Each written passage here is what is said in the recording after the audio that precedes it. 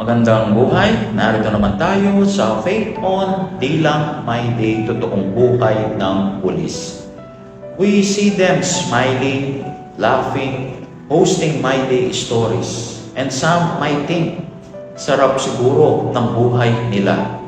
Pero kung alam lang natin sa likod ng ngiti, may puyat, pagod at mga laban na di natin nakikita.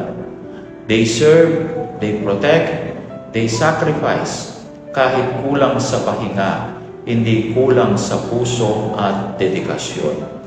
Kaya bago tayo humusga, subukan nating makita yung totoong buhay sa likod ng uniforme.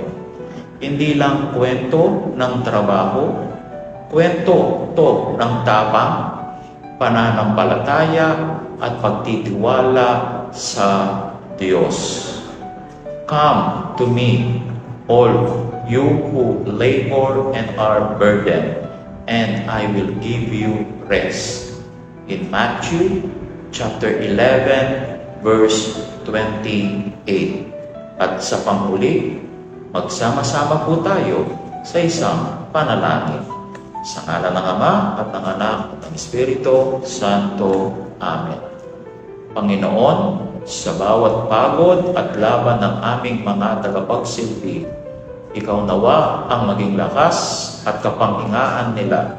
Pagpalain mo ang kanilang puso sa patuloy na pagtupad ng tungkulin. Amen. Sa ngalan ng Ama at ng Anak at ng Espiritu Santo. Amen.